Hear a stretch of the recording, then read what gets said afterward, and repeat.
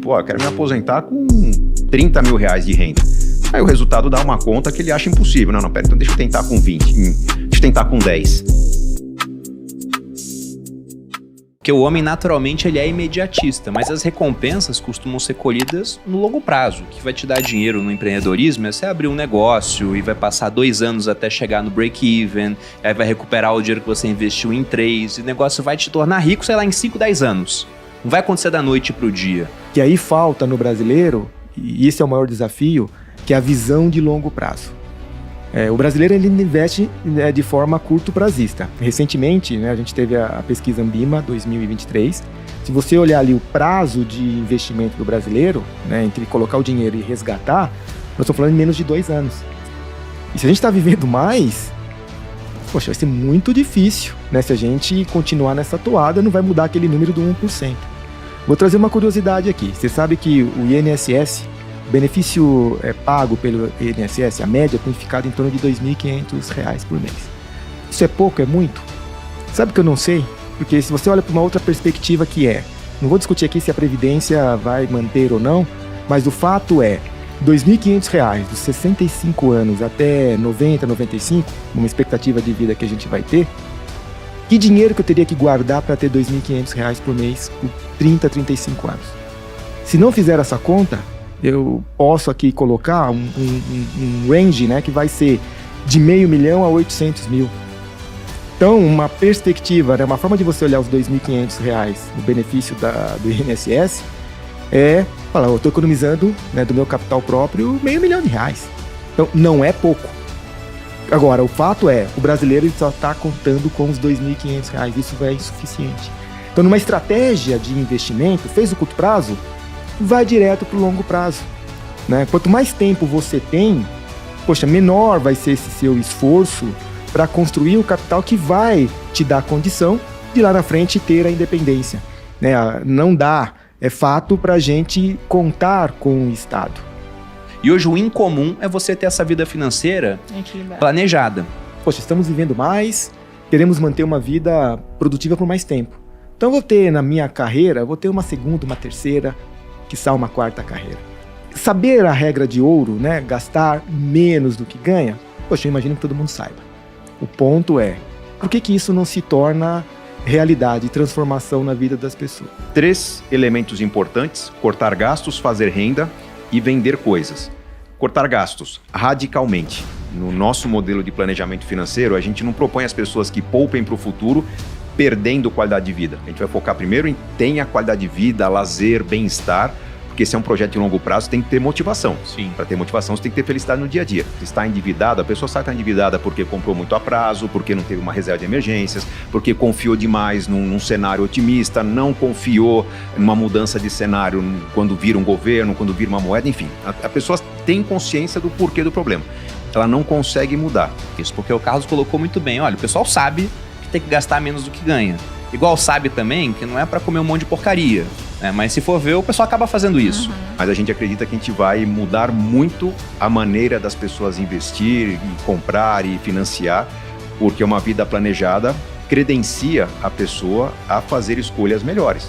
Mas aí já saindo da parte das dívidas, vocês fizeram a intervenção no cara, ele estava lá com uma vida realmente desregrada, ele se organizou, agora ele não tem dívidas e já consegue algum tipo de poupança. Qual seria o próximo passo?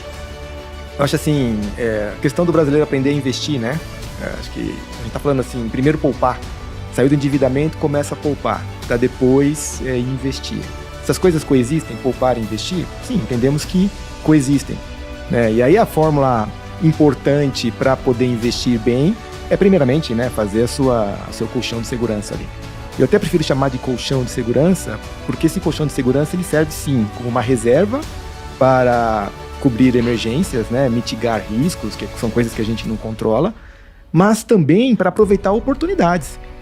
Quando você tem uma oportunidade de comprar algo que talvez você não conseguisse, com nível de desconto, obter, investindo em termos de rentabilidade, ótimo.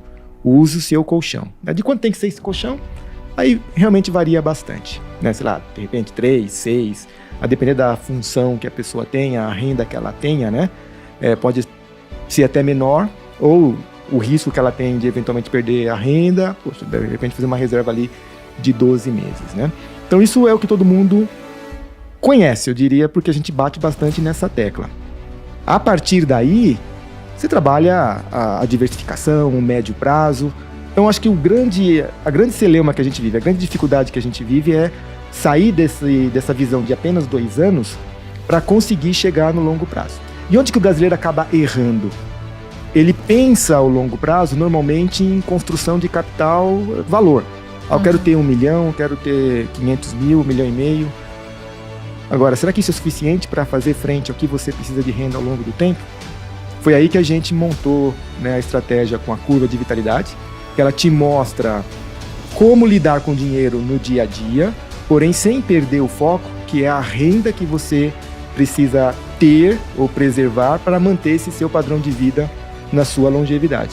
E aí o cálculo ele não tem que ser feito em capital, né, em valor acumulado, mas ele tem que ser feito em renda. Quando a gente faz isso, a gente se surpreende, como eu imagino que a maioria se surpreende quando eu falo que o INSS está economizando 500 mil reais do seu patrimônio, porque a gente faz a conta na renda e não a conta dos 500 mil. Para muita gente que está pensando em acumular 500 mil e achar que vai ser suficiente, definitivamente não vai.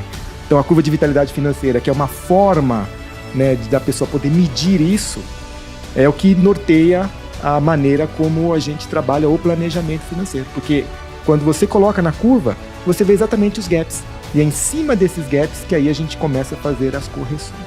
Para quem não conhece, a curva de vitalidade financeira nada mais é do que uma simulação do quanto você tem que poupar por mês ao longo do tempo para acumular um patrimônio X, que para nós não é importante, mas principalmente quanto que você gastará desse patrimônio após a acumulação para você garantir um padrão de vida interessante. Aí você trabalha as diversas variáveis. Eu preciso do aumento de renda, eu posso poupar mais, menos.